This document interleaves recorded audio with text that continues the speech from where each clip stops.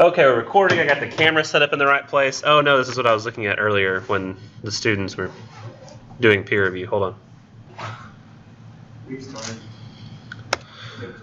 Nope, not that one. There we go. Sounds. So that's what we're going to talk about today. We're going to talk about sounds very briefly. Then I'm going to move into the poems themselves, so we have some time to talk about them. But the first thing I'm actually going to have us do is, before I start talking about where I'm at in the grading process, is I'm going to pass around. I need that sheet right there. Thank you. I'm going to pass around the grade conference sign-up sheet. And because y'all don't have very many students in this class, I actually reduced the amount of sign-up times to the number of people we have, because I realized there's no reason to have it all the way till I usually did last semester with a class of like almost 40 people. We only have 12, so I made 12 slots. So, in case you're not aware of what the words grading conference means, the day we come back from spring break, that Tuesday, you're going to come and you're going to be with me for only 3 minutes. Now, because we have such a small class, I mean, if somebody went a little over, I would think that'd be fine. But you're going to talk with me for 3 minutes about where your grades are at so far, like if there's things you haven't been turning in but need to, what it is that you need to do to get up to passing if you're not, or I'll just praise you if you're doing an excellent job and need to continue doing so. And those are often very nice and pleasant. In fact, I think even the ones where I'm telling you have stuff to do are kind of pleasant.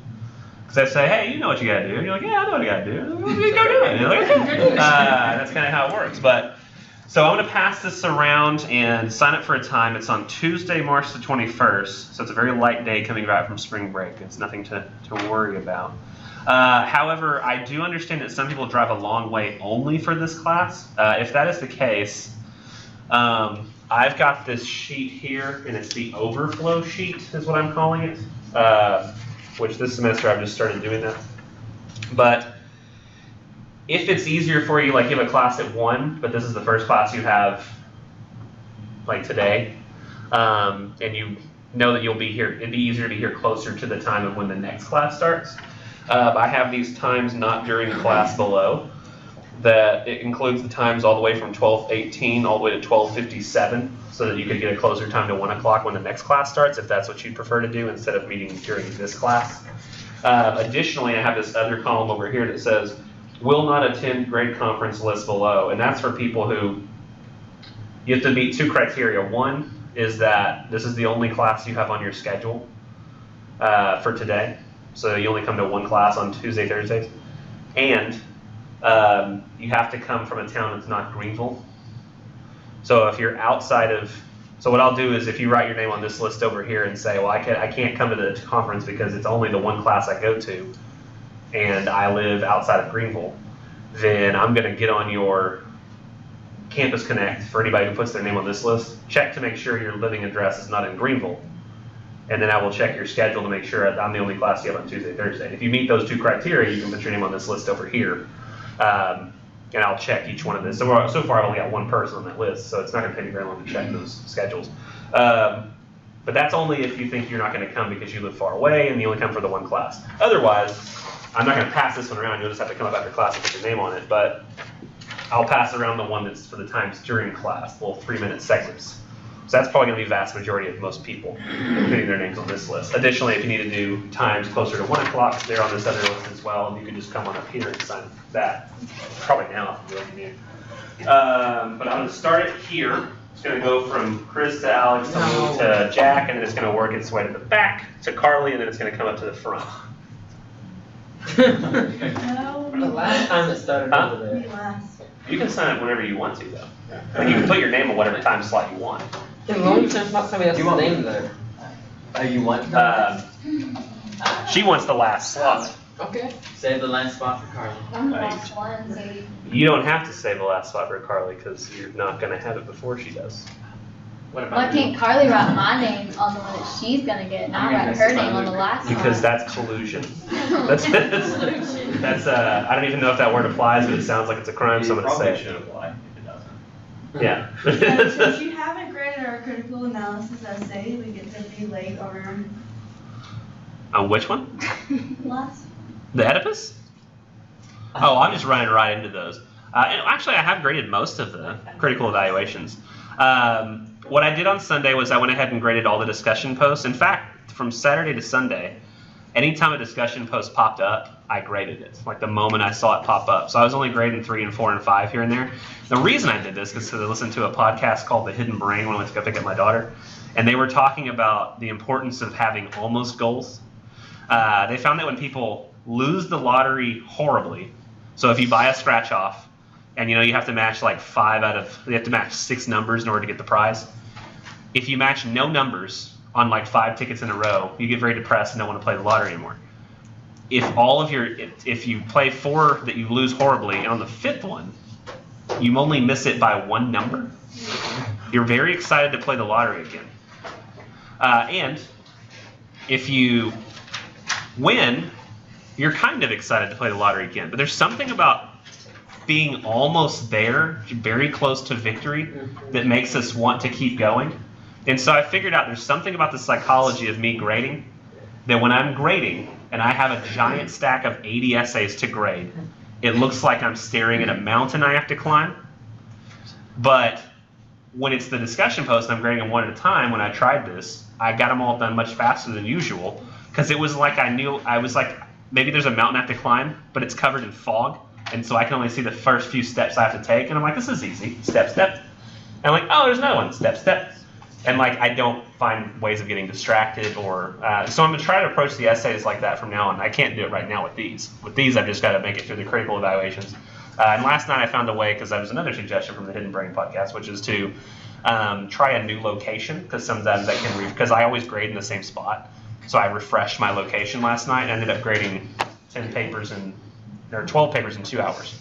No, 10. It was 10 in 2 hours. So I did one every 12 minutes. So hopefully that's going to speed up the time. But regardless, 1301 papers are going to wait until after yours. So you're going to be the next ones to get yours graded on the next essay as well. And the Oedipus ones are going to be much easier to grade because they're not critical evaluations. Critical evaluations take some time because I have to sit there and look at, did this person adequately break down the quote they chose? Is the quote they chose too long and didn't cover enough of it? Did they come up with something a little off the mainstream, or did they just say stuff that I basically said in class? Can I tell if they put a lot of critical thinking into it? So there's a lot of concerns they have to worry about in the critical evaluation. Where in the synthesis analysis, I more or less just go, did they talk about something they found interesting? Did they relate it to their own experiences? Yes. And then I can give it the grade. So critical evaluation requires a lot of thought and a lot of looking. And that's why I'm not quite done with those. But you'll see the synthesis analysis essays will come in fairly quick after that. But it's just been the time it takes to grade a critical evaluation. It's just higher. Are there any other questions about other things in the class and how they work? And Is there a vector spot? Or just means? Does somebody need this list, the overflow list, because they know they're not coming? Or a different time? I think we all signed that. I may have put 13 slots just to be sure. I can't remember. Let's see. 1, 2, 3, 4, 5, 6, 7, 8, 9, 10, 11, 12. Who's this? Oh, you didn't sign up. There's only 11 in the room. You didn't count yourself. Oh, wait, who was it? There was a person who once was here and then never was again. Oh, yeah, it's the girl. Her. Yeah. She Shelby? said over here. Who? Shelly? I don't know her name. I don't know. That's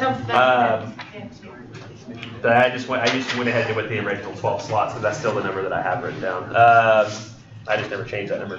So I've got this. It's all good now. And we've got this overflow list that was not utilized, but it could be for the next one, so I'll put that there. Any other questions about other stuff in the class? I don't know if I mentioned this. I think I did, but I'll mention it on camera too, that I did make the most recent quiz over the poetry too that we're going to be talking about today. I've already made that available so that after class you can take the quiz if you wanted, then not have to think about it again. Because on the syllabus, I found out that it says that you don't have to turn in the quiz until March 26th, which is like the end of the first week that we come back from spring break. But let's be real. Like, you're not going to remember that those poems existed by that point, let alone be able to do a quiz over them. So I made it what's available during the week this week, so you could get it done not only before spring break, but if you wanted to, before I assign the research paper. That way, once we get to research paper, that can be all that's on your mind. Well, with the exception of when we come back and we have to read things like Emily Dickinson and Frost and spend a week on Love Song and Shelford Prufrock. What does the research paper have? There, what stories can we pick for the research paper? The only stories that you can't pick for the research paper, you cannot pick Minister's Black Veil. And that's it. So, anything that's in green on the syllabus is fair game. Technically, you could do Jabberwocky, which I changed from green to blue after the discussion post started rolling in on the syllabus. I changed it from the colored syllabus from green to blue because I went, oh yeah, I forgot, I really hate this poem. And I hate when people try to talk about it because they all say the same thing. What do they say? I've got to They guess say- what you say. I think it's about a guy who takes a sword and slays a beast, and his dad is like happy he did it. I think that's what's happening. That's not what I said. I said something a little bit different. Well, I mean, that's generally speaking what I get. Is essentially people say, I think I've discovered the plot. And I never care about the plot. I always care about the ideas behind Yeah, what's going I on. didn't talk about the plot on the discussion, was I talking about like the way he used like the nonsense words in it to like give it more feeling. Yeah, I hate that. Like, not what you said. What you said is fine. But I hate it. I hate just even thinking about that. Yeah.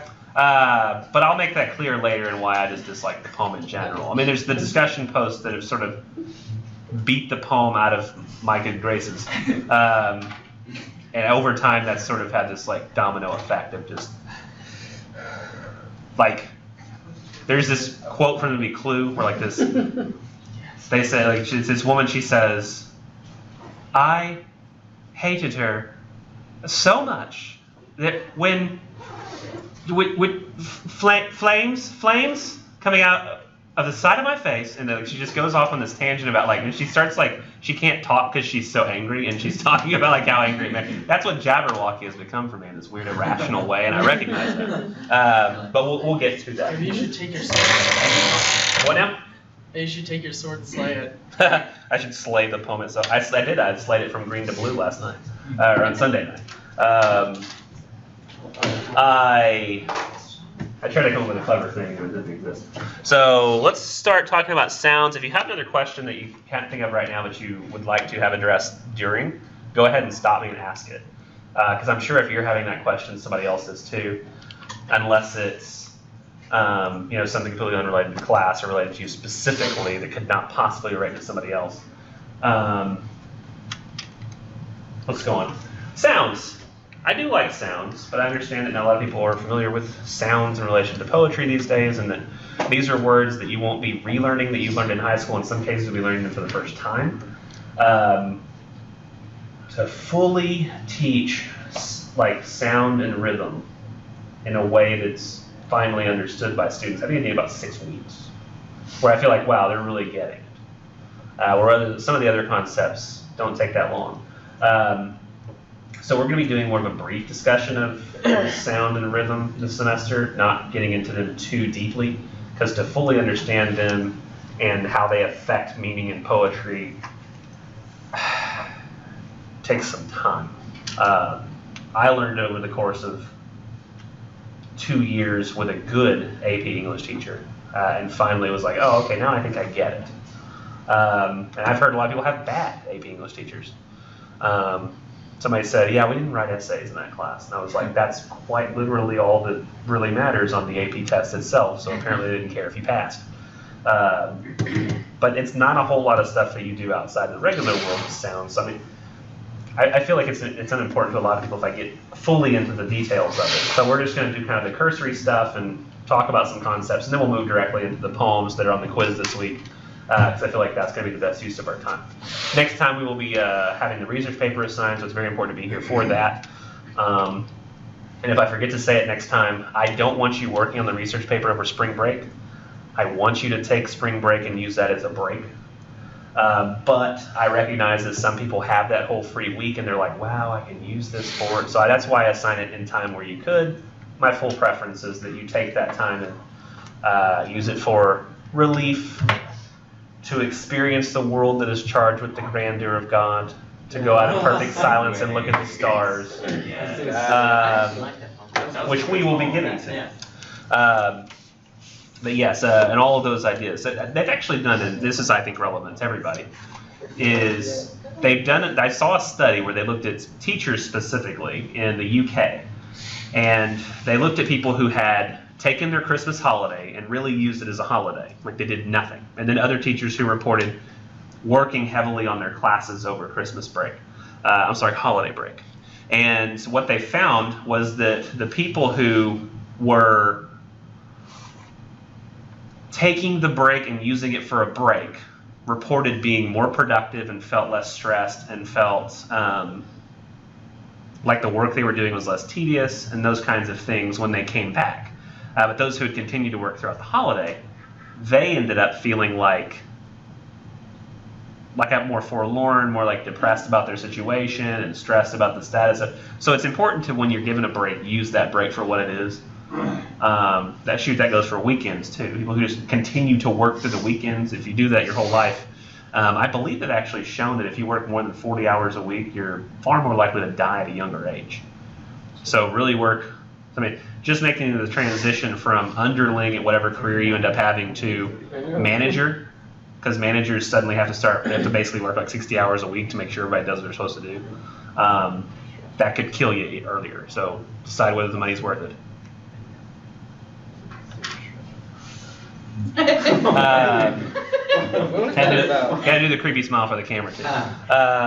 Let's talk about sounds. So it's important to use your break for your break, and if I don't remember to mention it next time, go ahead and do that.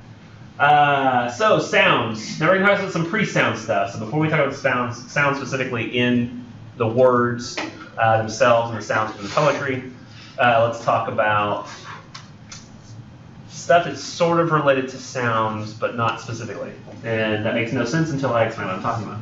Lyric poetry. So a lyric poem is a poem that contains the thoughts and feelings of a single speaker,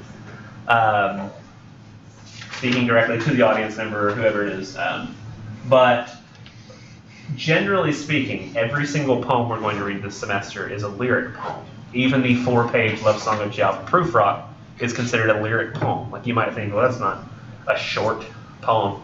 But consider that Beowulf, the Odyssey, the Iliad, these are hundreds of pages of poetry. Those are considered epic poems, where they're just these giant, expansive storytelling ventures. So that anything that's relatively short by comparison is considered to be a lyric poem. Additionally, ballads help us understand poetry a little better. And a ballad is a story that was sung from one generation to the next until it was finally transcribed. This used to be the norm because people didn't have access to writing utensils or even great literacy. So what they would do is, to keep something alive from one generation to the next, they'd sing it. Because there's something about song that helps us remember things. I think they've known that for a long time. It's just something that intuitively they figured out. You probably remember the last song you heard on the radio this morning, or there's probably you're not in high school. Some of you are still in high school, but there are songs that help us. Or like you probably remember the ABC song, right? In fact, most of the time, whenever you think of the ABCs or a letter or which one comes before which one, your brain probably sings it to you if you're that kind of person. Now, in my head, it's really weird, but I just visualize the entire alphabet on a straight line because I'm a more visual person. So you can easily, someone can say, what is right after this letter? And you can instantly ask me. What's after Q? R. And I look at the line in my head and I see where the letter is. I don't sing it in my head at all. P. Q. I have to sing it. It's just like I'm looking at a filing system. It should be like, I don't know, like a clerk or something. I should be a clerk?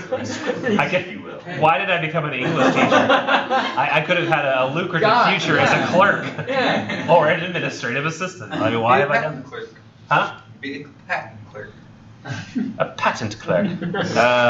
I couldn't be It's a Einstein. new way to remember the alphabet. There was a pop song. Oh my word! Has anybody had a chance to see this? Is completely unrelated. I'm sorry. Has anybody seen that there's a person who? Have you seen those images? And I can't remember what you call these images, but they're pictures that if you flip them, they either mean something different or they look completely the same. It's almost like a palindromatic image where it's completely symmetrical, but one side conveys one set of meanings. Somebody has taken the alphabet and written out the entire alphabet. It's symmetrical from the center, from the top to the bottom, but it has every single letter of the alphabet written in a symmetrical way, where it says ABC in the top line, and if you flip it and read it the other way, it also says ABC. Sounds like something. I don't know where it's on my phone, but I don't know. It's really cool, but that's neither here nor there. We were talking about alphabet song, and I thought I'd mention that if y'all want to go find symmetrical picture of alphabet drawn by hand at some point. Let's see. Now, literary ballads, they're trying to approximate an actual ballad, which would have been sung from generation to the next, like as we sing ABC, to our kids. In fact, probably the most, I don't want to say the most common song, but I imagine many of us know the New Testament song. That's one I've never seen written down, ever. Well, unless I'm just reading a list of the books of the Bible. One time I had this joke, I asked my brother, said, it's really weird that there's no Old Testament song. Oh, there is. There is. There is. That's Well, how I memorized the Old Testament.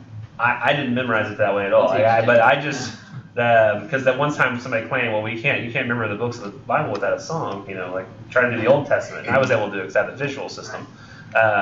Mostly based on the old collection of separate sets that they had when I was a kid. But the New Testament song is one of those songs that we just all remember. And the funny joke that I had from my brother says, no Old Testament song. And I said, oh, there is. It says, it's this. Genesis, Exodus, Leviticus, Numbers, Deuteronomy. It's just like me in a monotone just saying things like I was a German. I assume that they have very unhappy lives. It's got to be a very unhappy country. No, that's a joke I heard on TV and I can't remember where. Somebody left their pencil up here. I feel bad for them. So it's mine now.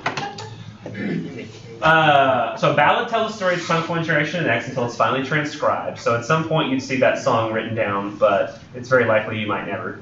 And literary ballads, they are only written down, but they're trying to approximate the idea that they once were only ever sung, which it's kind of hard to prove that, but if it looks like it might be. And now there are words that talk about sounds, and there are some instructions for things I want you to do that are in these slides, but I don't actually want you to do them because I've changed the way I approach this PowerPoint now, since I really want to get this stuff covered for the quiz. And in the past I didn't do as good a job of that as I would like. So you'll see all these instructions and weird things in the background, but pay no attention to those things. Pay no attention to the things behind the veil of the curtain. So alliteration is the repetition of the same consonant sounds at the end of the beginnings of nearby words. Remember, consonants are basically anything that's not vowels. Vowels are I don't even know what the right word is. Untapped, untongued aspirations from the vocal cords. I don't even know how would you define that? So a consonant is anything that uses the teeth, the lips, the tongue to form a sound amongst vowels. And vowels are just A, E, I, O, U. You can make those sounds without having to purse your lips together or tap your tongue to the roof of your mouth or your teeth. Have you imagined how versatile our system of language is and how efficient? T is T, D is D. Do you realize the difference in your mouth? Make the sounds in your mouth, go t and d. Almost the same. They're literally almost in the exact same spot. Yet we have an entire system of language based around where our tongue hits in our mouth in relation to the sounds coming from our vocal cords. It's like, if you think about it, it's like very controlled breathing, right? It's like we're controlling our breathing, or as we breathe out, we're making use of that. Isn't that strange and some sort of crazy magic? You just really break it down. It's quite astounding. Our system of I don't know. It's really fascinating. Now alliteration is consonant sounds, beginnings of nearby words, and the beginnings only. So alliteration is like descending dewdrops, or luscious lemons, cookie crisp, fantastic foxes, Fantastic Four. Fantastic Four. And so that's alliteration. Now, consonants, or assonance, I'm sorry. Assonance is the repetition of the same vowel sound in nearby words. I don't know why. I think that consonants, let me look that up to be sure, but I'm pretty sure that consonants is alliteration, but not limited to the beginnings of nearby words. Let me see, consonants. The recurrence or repetition of consonants, especially at the end of stressed syllables. Oh, I guess so they have a word alliteration for the beginnings. Consonants, it says here, for the ends. And I always just thought consonants was just throughout, but apparently not. Maybe that's why they don't have it in the book as a specific word, or at least not one that I had noticed. I just kind of disagree with this definition. To me, if assonance is vowel sounds in nearby words, consonants should be same consonant sounds in nearby words, and I kind of disagree with their definition. Sorry, Webster's. But I'm an English teacher. I'm allowed to disagree and redefine the world on my own. That's why I got the degree. As Mythbusters guy said on the intro to the show every week, I reject your reality and substitute my own. A phrase that I use maybe more often than I should as a member of society. So asleep under a tree, E-E, that's the repetition of vowel sounds, the assonance there. Time and tide, so that actually has alliteration and assonance, because it's got the I for assonance and it's got the t for alliteration. Haunting is awesome, all, and we have each evening, E-E. Now that's not technically alliteration because that only applies to consonants, and each evening begins both with vowels, so that can't be alliteration. Now we have euphony and cacophony. So when the combination of all these sounds produces a particular effect, or at least an aesthetic. You know what aesthetics are? You know, aesthetic is a word that talks about how pleasing is something in its construction to the human senses. So if we say something is aesthetically pleasing, we say, the combination of these effects makes me pleased. Like that art pleases me, or you're really paying attention to the pleasing factor of the art. So euphony and cacophony are words that sort of talk about that in terms of sound, like how aesthetically pleasing are the sounds. Euphony, and these words sort of help describe what it is they're talking about. Euphony, think of the word symphony or harmony. Those words have a certain musical quality to them. So anything that's euphonious, anything that has euphony, has, I don't know, light, smooth, flowing sounds, musically pleasant to the ear. The example that the book gives is "Or butterflies off banks of noon," but I don't like that. I think that it's too many B sounds.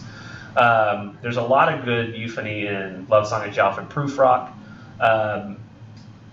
I like where he says, "We have lingered in chambers of the sea by sea girls reed with seaweed red and brown." I really love the sound of that line. And maybe that's just me, but I think maybe an even better example of something that's just purely smooth and flowing is "When I was 1 and 20. There's just something almost liquid about that line. When I was 1 and 20. It's just so light and smooth. You barely have to move your mouth to change sounds. It's pleasant. Now, cacophony is the opposite. Cacophony is ugly sounds. Sounds that when they're put together are kind of discordant or displeasing. So euphony is nice, cacophony is awful. Think about the difference between, this is not quite the same because there's no combination of sounds here, but the difference between joy and Hulga. Which is an ugly sounding name on purpose. Cacophony would be, and their example in the book is "Never my numb plunker fumbles," which is hard to say. I don't know necessarily how cacophonous it is. And I've always thought that another good line from Love Song and Jalf and Prufrock is when he says, "I should have been a pair of ragged claws scuttling across the floors of silent seas." Like there is a slight musical quality to the S's there, but the like that you're having to say makes it kind of ugly sounding, but it's ugly sounding on purpose because he's saying, I am the lowest of human beings and should have been a crustacean crawling across the bottom of the ocean floor. And so it's important to him to have ugly sounds to convey that idea, but in a oddly beautiful way, like beautiful ugliness. So cacophony can sometimes be difficult to find, but usually you can more or less say if something's mostly euphonious, mostly cacophonous. If it helps you remember, euphony kind of sounds like symphony, harmony. Those are nice sounding things, right? Cacophony. Anybody ever learned Spanish in high school? Someone took some Spanish? Did y'all do this thing that most high school students do, and like the very first thing you look up is the bad words because you're curious? Yeah. I know like all the bad words, and I don't know like. Well, the how other do you say poop? I don't know that word. You said, what do you say? Caca. Caca. Yeah. So if you look at cacophony, it'll help you remember it if you just think phony means sound, so caca, poop. You just say it's poop sounds. Sounds like poop. Now you don't want to say cacophony or people are going to look at you weird, because that's not how you say the word. Cacophony. And if you think about it, euphony itself is euphonious. Cacophony is not euphonious, it's cacophonous. You literally, it's like you're having to cough twice. Cacophony. It's like you're sneezing, kind of. Cacophony. It's the nature of the word itself, which is interesting. I love words that are themselves almost a representation of their own definition, which is one of the reasons. Anybody know what a palindrome is? Yes. You know, a palindrome is a word that reads the same backwards as forwards, like race car. Turn around, race car, it still says race car. Or Hannah. Huh? Name Hannah. Hannaa. Yeah, true. The name Hannah, as long as it ends with an H. But I've always been bothered by the fact that the palindrome is not itself a palindrome. And I really feel like the word should be palindrome amordinalap, because then it wouldn't. It'd be a lot longer, but I think it'd make more sense to us. Did you have to write that out one day? Yes, I did. I wrote it out and then just memorized how it sounded. And now every time I see it, it's in my head and I reconstruct it. If y'all ever want to see some work with palindromes, Dimitri Martin writes, he's a comedian, he writes extremely complicated palindromatic paragraphs. He writes entire paragraphs that read the same backwards as they do forwards. It's incredible. I mean, the guy's, he's a comedian, but I really think I've looked at that guy's stuff before. And based on what he's constructed, I think he has to be like a high genius level like IQ, and he ended up going into comedy. Like, you could So, start at the last word and read it up. Yeah, it would read the exact same way. That's Such levels of complication. Like he's probably like got a list of words that likely don't work. You know, things you can't use. Like you probably have to avoid words like the, which how often are you going to have words that end in E and begin with an HT, or end in EH and start with a T on the next one? It's going to be difficult to work that out. Maybe he's got a list of those kinds of things, like much like a rapper has a list of certain rhymes for certain situations. Huh? Just rhymes that don't work, like time. There's very few things you can rhyme with time without it sounding really repetitive. Rhyme, crime. Some line. Yeah, you can rhyme a ton with time. I know you can rhyme a lot. You can rhyme a lot of things with time, but it sounds really You can't rhyme boring. anything with orange. You can't do the Orange. time. Orange. Don't I mean, do even if you crime. can't rhyme anything with time, near rhymes are fine. Yeah, but Speaking of near rhymes and rhymes, rhyme. So we're, I think, probably the one that we understand the most of all the things we've heard so far. It's just the basic concept of rhyme, which is two or more words have the same sounds in both, like snappy and happy, because the appy is the same. It's a combination of various sounds that we're talking about. Vain and rain and the other spelling of the word rain, they all rhyme. And then we have words like I rhyme, or it's not a word itself, but a concept like I rhyme, which visually something appears to rhyme, but sound-wise it does not. And a lot of people don't realize this, but when you're reading, I'm sure you've read a poem that a line ends with the word again, and another line will have the word, you know, like vain in it or something, or rain, and you're like, oh, those don't rhyme, and you would say, that's an I rhyme. However, when it was originally written, and if you've ever heard a British person speak, it's often that you'll hear somebody say, oh no, not that again. Like it almost sounds like a game, so that really I think it was meant to, if it was written by a British person, meant to actually sound the same. So I rhymes are specifically meant to look the same when they're written, but never sound the same. Words like bow and cough.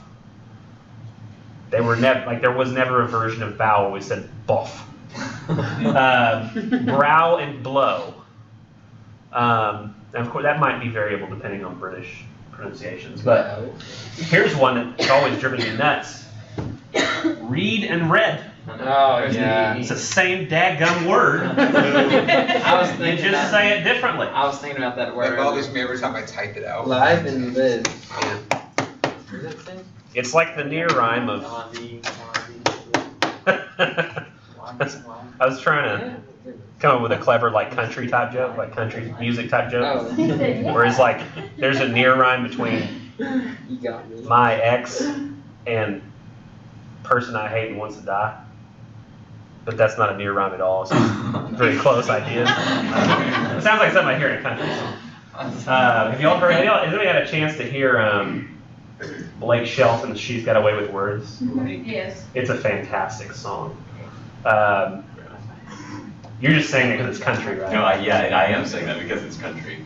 But it's a genius song. Like he said, like the lines are. I can just say the lines since you're so averse to country sounds. He says like you put the X in sex, you put the Y in try, you put the SOB in sober. Like it's just really clever, like jabs at her over and over again. So there's like he's picking out like little sections of words to apply a new meaning. It's really smart writing. Let's see. Then we have all kinds of other different types of rhyme. I rhyme is specifically if they look the same but not meant to sound the same. End rhyme is where they come at the end of lines. Hickory dickory dock, the mouse turn up the clock.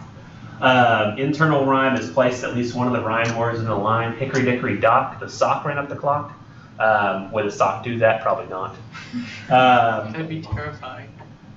It'd be funny. Make a great animated film. Masculine rhyme, and I didn't come up with these. I don't know what the reasoning is behind these maybe sexist terms. It might not be. I'm not sure. Somebody came up with these a long time ago. But masculine rhyme is where you rhyme a single syllable word. Clock. Dock. Mock. Those two. Feminine rhyme, it consists of a rhyme stressed syllable followed by one or more rhymed unstressed syllables. Also the unstressed syllables have to rhyme. Is it difficult for you to pick out a stressed syllable versus an unstressed syllable? A lot of people, I talk about this too, and they act like I'm taking crazy pills. They're like, Nichols, this is not really here. You're seeing something that doesn't exist. And I'm like, no, this is a real thing and it's been talked about for centuries. Like a stressed syllable is the one that generally takes up the most time in our mouths. We speak so fast it's difficult to notice. But does anybody know where the stressed syllable might be in a word like snappy or happy? Would be. It's the first sound in that word. And think about it. The alternative to, and think about it, it's like whatever, generally speaking, if you have a sound that's that's going to take up the unstressed syllable spot, because we say that a lot, like words like the, we barely say it. It's just like a quick utteration. Or utterance, not utteration, that's not a word.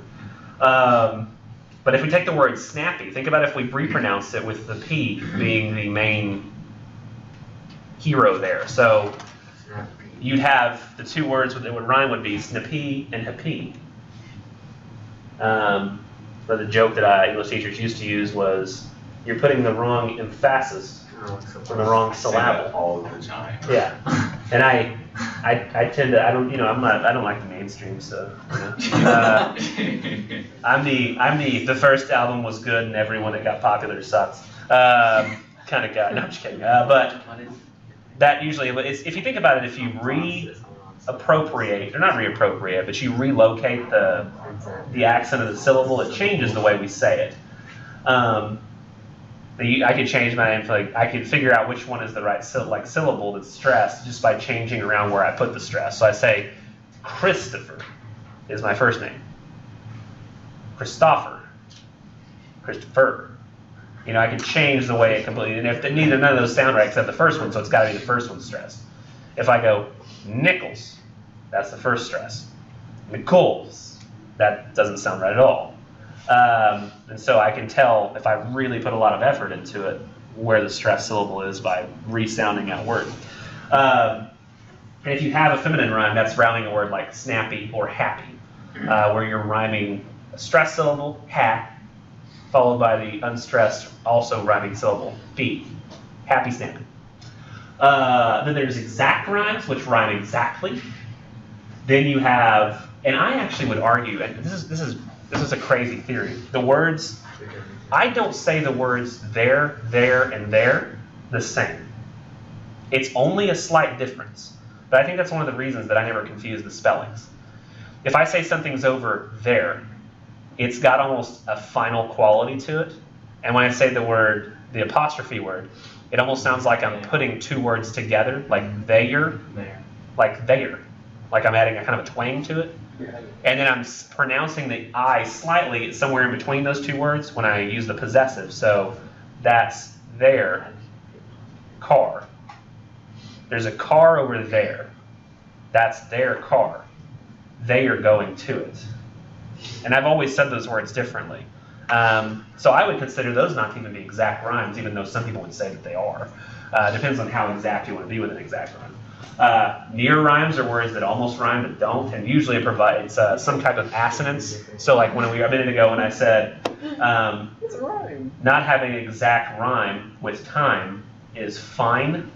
Fine is not an exact rhyme with time, but it's a near rhyme because it has almost the same sound. It's just a slight difference.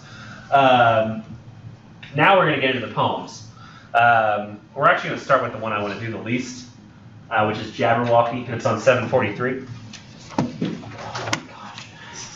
Because I can get through this real quick. And if you're having trouble finding it on my list, it's right here. Oh my goodness. I was wondering what that was. Man, you really don't like it. I gave it the size of font that it deserves. Which is 1.5? apparently 4-point Times New Roman, or no, 4-point Arial, I think. Should have given you common sounds. Now, this comes from a guy who keeps reading this in anthologies as a good example of poetry, not relating it in any way to the story that it came from. So this is from a person who has not read Through the Looking Glass. I have seen the movie, and I see the Jabberwock in the movie, and he's caged up. Poor thing. And we're supposed to think, oh, it's an evil Jabberwock. It's like you put him in a cage. How evil can he be? We're the evil ones sticking the free-range Jabberwock into a cage. We're jerks. Here we are, Jabberwocky. Let's read out loud. 'Twas brillig, and the slithy toves did gyre and gimble in the wave. All mimsy were the borogoves, and the mome raths outgrabe. Beware the Jabberwock, my son, the jaws that bite, the claws that catch. Beware the Jubjub bird, and shun the frumious Bandersnatch. He took his vorpal sword in hand, long time the manxome foe he sought. So rested he by the tum-tum tree, and stood a while in thought. And as in uffish thought he stood, the Jabberwock with eyes of flame came whiffling through the togy wood, and burbled as it came. 1, 2, 1, 2, and through, the vorpal bade went snicker-snack. He left it dead, and with its head he went galumphing back. And hast thou slain the Jabberwock? Oh, come to my arms, my beamish boy! Oh, frabjous day! Callooh, Calais! He chortled in his joy. 'Twas brillig, and the slithy toves did gyre and gimble in the wave. All mimsy were the borogoves, and the mome rats outgrabe. I hate every second of that. Mostly what I hate is that the only thing valuable I find in terms of this poem is Nothing. the only thing that's here is like, oh look, you can say what sounds like nonsense and still convey meaning. Like, I saw this joke, and no, I can't say it. There was a character on 30 Rock who misunderstood the meaning of the word Google. And so he heard people say Google something. He didn't think about searching on the search engine. He thought about something else entirely. And so a lot of sentences made sense to him, even though he was hearing the wrong meaning. And a lot of things that we hear make sense to us, too. Even sometimes if we don't, we can kind of use context clues to figure out what's being said. And we can use context clues in this to create meaning out of the story. We're like, okay, it's a kid, and he goes and he finds this monster, and he slays it. And his dad's proud of him. Me, I see no redeeming value here. I see a Jabberwock that is merely in his element in the jungle where he's supposed to live. And this guy is going out of his way to come slay it. It wasn't in his house. I mean, he wouldn't be, in Texas, he couldn't claim defense, right? We don't know, at least not from this just specifically here. I mean, you might know from having read through the looking glass, which I've not. Maybe he has a bad effect on the ecosystem around, like feral hogs apparently do in Texas. And some people can hunt feral hogs, I believe, all times of the year, correct? But we don't know that about the Jabberwock. We only know he looks furious. Ah. Which has been all kinds of reasons for us to start human wars, right? I don't understand this thing. I better kill it. And now we have a whole country where... America. Who are these people? Tents are weird. Kill them all. There's their food source. Kill those too. It's weird. Let's give them territories that they can live on because we did a bad thing. That was the history of America in like a few seconds. We gotta take the gold. What's the word that I always thought was like it's not divine right, but kind of manifest destiny. Like we were supposed to, therefore we did. It was God wanted us to do this. We wanted God to want us to do this. God always wants you to steal something from the mouths of others and put it into your own. I believe that's Jesus' entire teaching, correct? Oh, yeah. Yeah. It's like steal from others and keep it for yourself. Or it's the opposite, I can't remember. It's something in there and about those things. Speaking about the mythology of the Bible. I'm not preaching here. I'm just talking about the mythology, so sue me. But if I'm talking about this as an example of what not to do as a human being, great example. But if it's an example of like what's redeeming, like what can I find that's redeeming within this? Like, oh, this is how I should act in life. I don't see that there. It's encouraging violence to my child if she reads it. Like, yeah, just if you don't like something and you think it's kind of scary, go kill it. Manifest destiny. This is my world, not yours, because I don't know what you look like or understand you. So what do you think more now, Jabberwocky or that Ford poem that we ruined for you? Oh, no, that one's still fine. It's not that hard. I mean, it's still Whitman. And we're going to see when I heard the Learned Astronomer here, which was fantastic. I love that poem. Oh, it's fantastic. Let's do When I Was 1 in 20 first, so that I can make fun of you guys. And myself. I'm not leaving me out of this. 765. Oldest student in the class, maybe what, 26 to 28, maybe? For the most part, 18, 19, in that area. So we have this poem, this little lovely poem. When I was 1 in 20. Here we go. When I was 1 in 20, I heard a wise man say, "Give crowns and pounds and guineas, but not your heart away. Give pearls away and rubies, but keep your fancy free." But I was 1 in 20, no use to talk to me. When I was 1 in 20, I heard him say again, "The heart out of the bosom was never given in vain. 'Tis paid with sighs aplenty and sold for endless rue. And I am 2 in 20, and oh, 'tis true, 'tis true." And there's got to be a tonal thing going on here. This is a joke, and he's making fun of us. Because he could have said, "And now I'm 1 in 80 or something. Like, yes, after a full life of having discovered the truths of life, I've come to this decision that this man, he was once right. No, it's 1 year later. I have discovered the full truth of everything this man told me. And this is not just true of youth, this is true of... Does anybody feel like who you were a year or two ago? What an ignorant idiot. Like, I cannot believe I ever had these thoughts. Feel that way. When I was 12, I would always think about myself like the year before. Man, I was an idiot. Who thinks they have the answers to the life and the universe more so than their parents do? Don't lie. Every teenager. You all do. There's got to be something that your parent has said before where you're like, he just doesn't understand. Okay, there. He thinks he does, but he just doesn't get what it's like to live in this world today. You know, like we maybe have respect for our parents and think they've got it together, but at the same time we think, well, you know, I think that my dad's ideas on blank are mostly right, but I think he's just missing one key concept that would truly make that philosophy shine. Because we think that we know better. And think about, I've got such a small room, I don't know if this applies, but every relationship you've ever had, like I'm talking about like romantic relationship, how important it was to you at one time that that person was your love of your life. Like I can't count how many times it must have been said, but Mom, I love him. Like that's got to have been said so many times in history. They're like, he's trash, he's going to cheat on you, it's going to happen. You're like, no, he loves me. And then he cheats on you, and then you're like, I was so stupid back then. And then you fall in love again, and you're like, this is the love of my life. And it's a cycle that completes, or that continues. But it's like we always feel like in the moment we know exactly everything that we need to know. And then later we go, oh man, how stupid I was. And she says, he's making fun of that. And I'm 33, and I feel like, man, 2 years ago, what was I doing? I was only 31 and playing video games. I'm just to be so much mature now. Although I've noticed that one thing that I always thought I was really smarter than English when I was just out of AP English in high school. I thought that I really had it, and now I've lost some of it.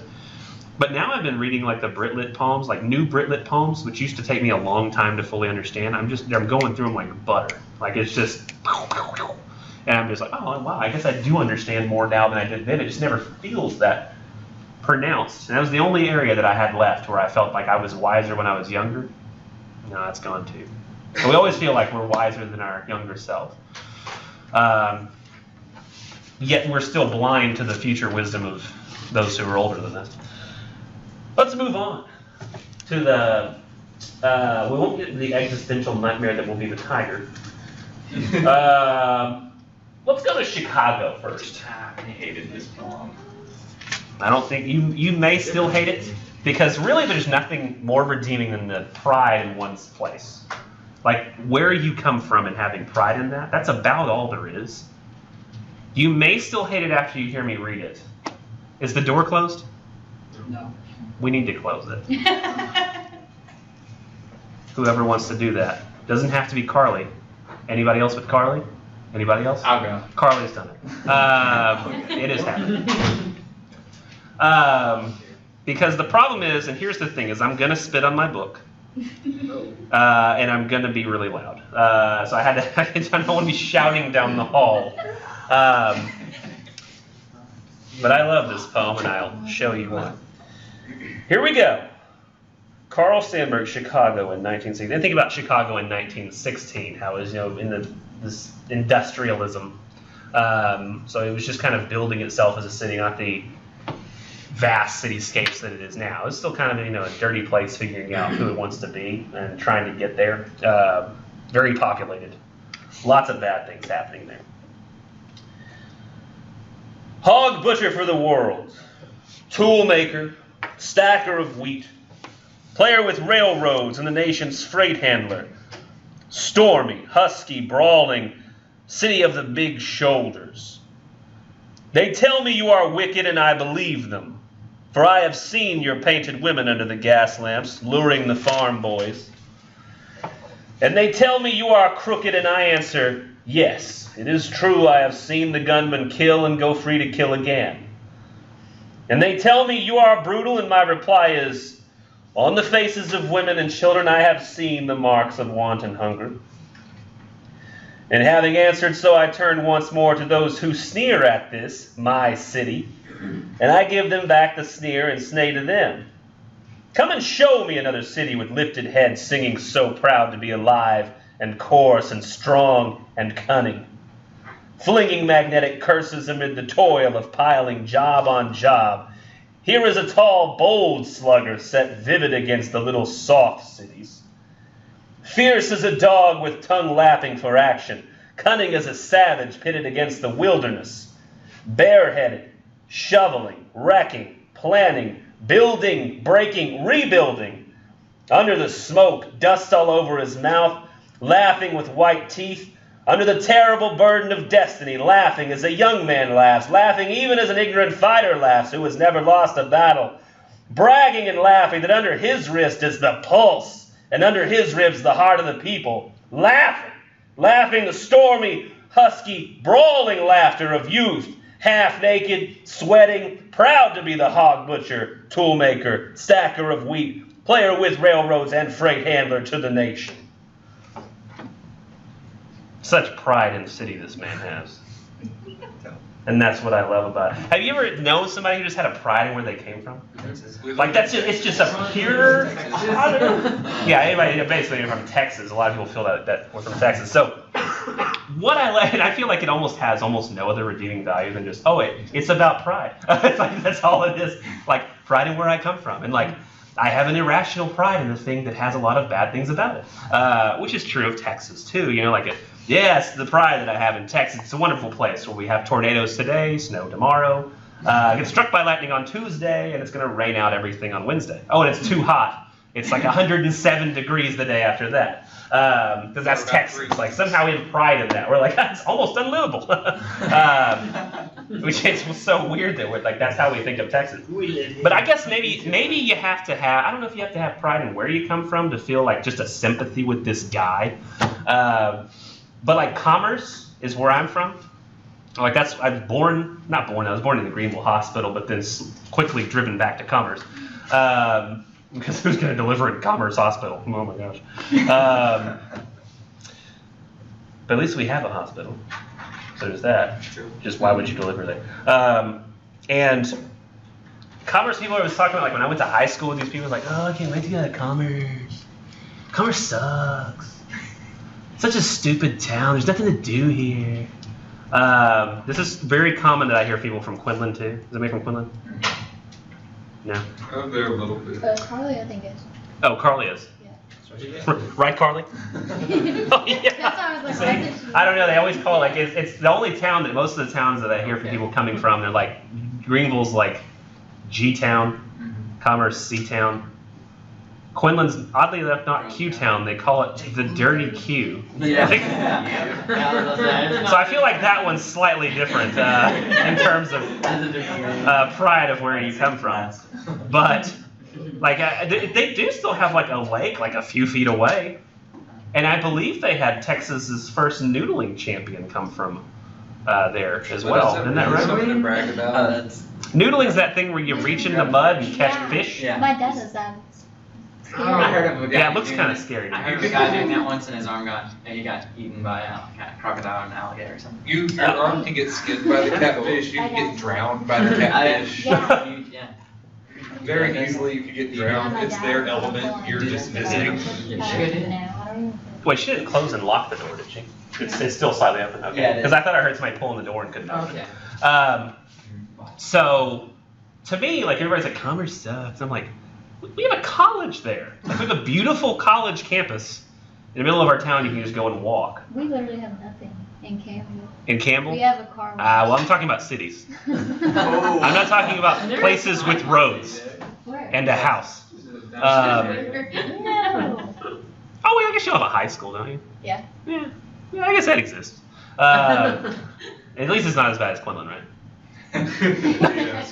We just had this whole conversation about Quinlan, and then you left the room, and I was like, I was going to talk about Quinlan. We're talking about how people call Quinlan Dirty Q.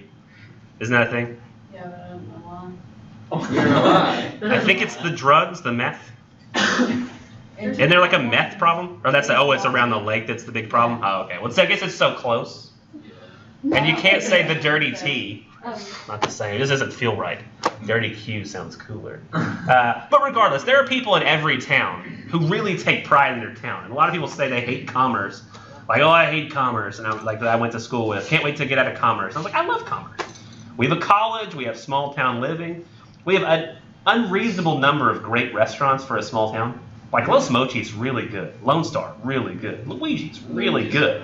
The Brahms there is very good. Call it Panda's thing. It's not Panda Express. It's Panda the Chinese restaurant's okay. It's not the best. I mean, Yinjing in Greenville blows it out of the water. Yinjing in Greenville's amazing.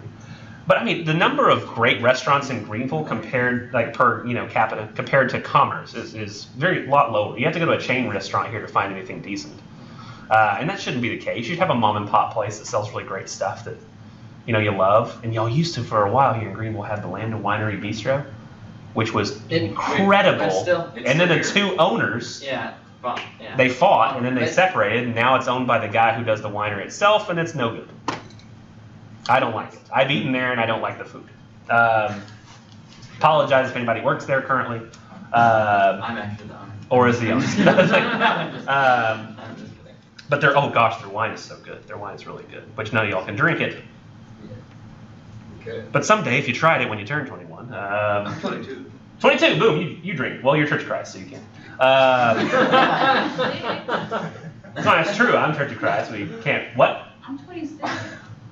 You can drink it. You're 26. Oh, you're 26. This is. You giggle. This is true. Enjoy the Land and Wine if you so drink it. If you don't drink it, huh? Oh well, let's go. This is a moot point. When I was pregnant, I did. Excuse. Well, explain again.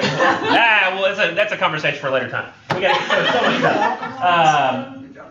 So Chicago, I love the pride in city. I've always had pride in Commerce. I always argued that Commerce is an amazing place with a small town with a college. I could go in a small town to a library that had access to all the classics, all scientific and physics research. Like it's incredible. I could go find anything I wanted in that tiny little town. People were like, "Ooh, you can't get out of here fast enough." And it was just like, I don't have to fight people at Walmart to get in line. Like it's okay. Like we even have another grocery store, Brookshire's. So if I ever feel like I want to see nobody, that's where I go to Brookshire's. That's how I feel about Greenville, though. I can't wait to get out. So let's see. Okay. A lot of people feel that way at Greenville too. Let's talk about God's grandeur, and we're going to immediately transition to When I Heard Learn Astronomer, because they're very similar, I think, in terms of theme. And we're not going to have time to do the tiger. We're going to start next time with the tiger. But I'm going to tell you real quick what you need to know for the tiger for the quiz, if you want to go ahead and do it, is that hopefully y'all noticed in Tiger, the poem, where he says, "Did he who made the lamb make thee? Did he who made the lamb make the tiger?" Who is a person that you've heard of referred to as the lamb? Jesus. The Lamb of God. So did the same person who made the Jesus make the tiger? So if you're saying how could somebody make a lamb and make a tiger? How could make Jesus and make A fierce beast. a fierce beast? Who's the fiercest beast of all beasts? Satan. So he's basically saying, how could he who made the Jesus make thee, Satan? So the poem is essentially about the eternal struggle of good and evil, and really about the difficulty of, and this you'll find this in whatever religion you're in, whatever, reconciling the existence of a supposedly all good, purely good God. How can that allow evil to exist? And regardless of your rhetoric that I'm sure you've developed over time, this is the reason, or it's important to have free will so that we can prove that we love God. All those reasons, regardless, there is an omnipotent God out there in any religion. Or I think it depends on the religion. But generally speaking, Christianity, the one I'm familiar with, there's an omnipotent God, has all power over everything, and decides not to snuff out evil, to let it exist, to coexist in the universe with good. And people have been struggling with that for not just centuries, but eons. No, millennia. Eons is a lot longer. Yeah. How was it, 10,000 years? I think so. Something like that. Something like that. But millennia at least. Thousands, a couple of thousands of years. And probably longer than that. So that poem is really like, how can evil exist in a world that's good? Or how can something that creates such good create such evil? And I think that's what you would need to know to do the quiz. And we can talk about that more next time. It's really fun to talk about the nature of good and evil. There's just something about it. It's fascinating. But let's talk about God's grandeur right now. And then the other one. So see, 740 is God's grandeur. And this one speaks specifically about God, so I'll be saying a lot of Christian things in this. I won't be preaching or trying, not to do something of that sort. But it is in the poem, and it's very specifically in the poem, so I'm going to say that. The world is charged with the grandeur of God. It will flame out like shining from shook foil. It gathers to a greatness like the ooze of oil crushed. Why do men then now not reck his rod? Generations have trod, have trod, have trod. And all is seared with trade, bleared, smeared with toil, and wears man's smudge, and shares man's smell. The soil is bare now, nor can foot feel, being shod. And for all this, nature is never spent. There lives the dearest freshness deep down things. And though the last lights off the black west wind, oh, morning at the brown brink eastward springs, because the Holy Ghost over the bent world broods with warm breasts and with bright wings. So there's some stuff that's going on that's difficult to understand the imagery, and I still, even after reading Hopkins' reasoning for like what he's talking about when he's talking about the shook foil, because I went and looked up like what he's saying. So he's saying the world is just charged up with the grandeur of God, right? It's everywhere, is what he's saying. And it'll flame out. And I don't understand the flame out. Usually I think flame out means stop. But I don't know I think he means maybe flame outward. And he says, like the shining from shook foil. And he specifically said when he talked about this poem that the shining from shook foil is like actual foil, metal foil. We generally use it these days. And you crinkle it up and you uncrinkle it. And if you turn it in a certain light, it's like you see in the crinkles a figure that's like a flash of a lightning bolt. Like it looks kind of like a lightning bolt with the veins of the foil. And then you turn it again, and it's gone. So it's like lightning, lightning, lightning, lightning, as you turn. And you just see these flashes of almost lightning-looking stuff. So I think what he's really talking about is like, as things get charged up with the grandeur of God, they come to a focal point and just burst. Because that's kind of what he's talking about with the ooze of the oil crush, too. He says, gathers to a greatness like the ooze of oil crush. Has anybody eaten olives by the handful? Some people do, and I just never have understood that. I don't like olives. Black olives. Black or green? I don't mind it. Either one. I mean, black olives can be okay on pizza, but that's about the only place. Yeah. Maybe sometimes within other Italian dishes. Baked potato? Can't really taste it. But he's talking about you think the olive oil, like I'm sure you've had olive oil before. And if you don't believe me that olive oil is the greatest thing within an olive, and that gathers to a greatness, here's what I want you to do. You ever eat macaroni and cheese? Oh yeah. Yeah? Oh yeah. If you don't eat macaroni and cheese, you probably eat pasta. If you don't already do this, the next time I buy this really good olive oil from the store called Classico. I think it's Classico, or it might be something else. It's classic? Huh? What? No? You're just saying. Oh, I was just saying. But it comes in this giant bottle with an orange lid. And I think you can buy it at Walmart in the olive oil section. It's like a $15 bottle of olive oil. It's ridiculous. It's like the most expensive food item, I think, per ounce that I buy in terms of like seasonings. But you drop like a tablespoon or two, maybe even 3, into your macaroni, like as it starts to boil. Like you drop the macaroni and now put the oil in there, like a little bit of olive oil, and also a teaspoon of salt. It'll be the best macaroni and cheese you've ever had in your life. It just enhances the flavor from the noodle outward. It's fantastic, and it's almost lunchtime, so that you can actually go do that. And you'll be like, why did I ever not do this? There's just something about in Italian food that's really good too. Has anybody ever eaten an Italian place like you get the bread and you can get olive oil with it? Yes. It's better than butter. Yeah. Like you always thought that butter was better, but olive oil just makes things amazing. And so it's the purest, greatest thing. And then I'll just quickly run over the rest of the stuff, and we'll have to finish talking about, I guess, the other one next time. But in fact, y'all can go ahead and go if you want. I'm just going to keep talking, because in other classes I actually did get done. But I'll continue to talk about it with you guys next time. I just want to continue talking about the working. The discussion class. Yeah, the discussion, yeah. Indeed. So he's talking about why do men now not reck his rod? Why do they spend time talking, or why do they spend time working? They trod. All is seared with trade, bleared, smeared with toil.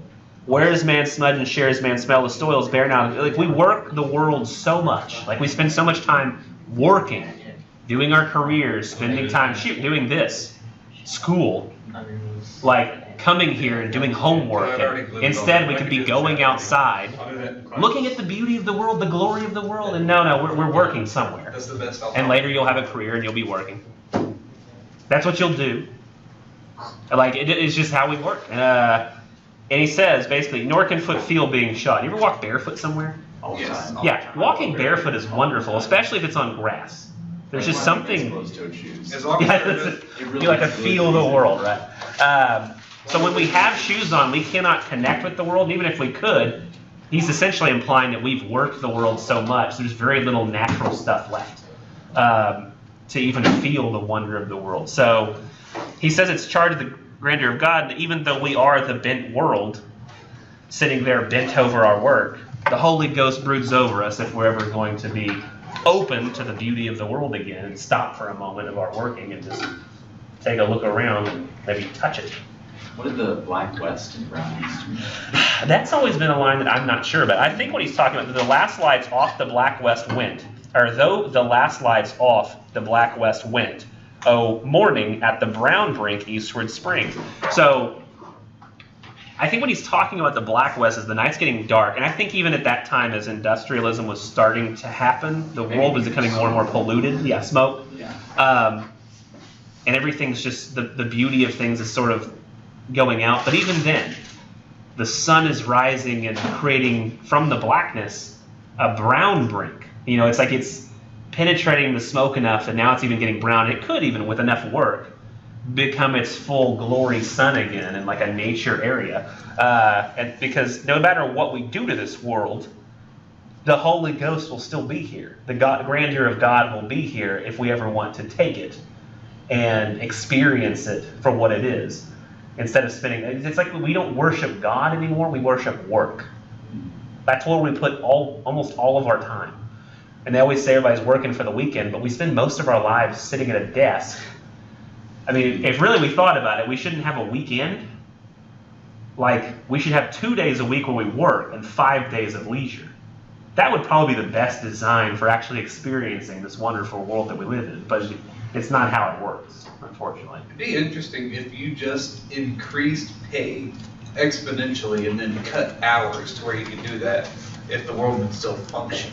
And that's the problem too, is like until we find a way to get automation to be covering everything that we do in work, then there's no way we could sustain such production. There's just no way. I think some aspect of work is inherent in enjoying nature. Just Yes, like the yes. same amount, or just a different type of When work. I didn't have a There's job- joy in hard work, but there's forgetting the world in too much Right. work. Because I mean, Adam and Eve were working for the fall. Right. And when you read Paradise Lost 2, not part 2, but like as well, because there was no part 2. But when you read Paradise Lost, it's almost like the work that they were doing was so nice it didn't feel like work. Yeah. And that's the kind of, the way we should approach the world, I guess, is that we shouldn't. I mean, now it's so hard because everything's so segmented. He was worried about that then in 1877, but jobs are so specific now. Like somebody will manufacture like a rivet that's used in like a structure. I mean, you could never go and just live off the land from having that experience. You can't like, oh, I could go and build a house and live off the land because I had this experience of making this one rivet. I mean, we don't even collect food anymore. We go to grocery stores and all. We don't even experience the grandeur of the world for what it is anymore. I mean, there's a lot more of us alive. So, I mean, I guess what we're doing is working for furthering the species. But now we'll get to the other one next time, the other two, actually. Tiger I like. Tiger was really good, and we'll talk about that, yeah. I read someone's discussion post and they were thinking the lamb was just the lamb. And I'm just like, no, I'm pretty sure he means Jesus there. Yeah, it's definitely the reference is there. That's why it's capitalized, too. Now, I apologize, children. In every other class, I was able to get to the poems, but this class is so discussy, and they have questions. Not disgusting, but discussy. So that in itself is why I ended up not taking that much time. So we did talk about these poems, though, and we'll be here next time learning about the research paper, so make sure that you're here for that. Otherwise, you'll be watching the next video over the research paper and can't ask any questions. So, y'all have a great day. Yeah, I just realized I didn't stop recording when I hit that button. I just turned off the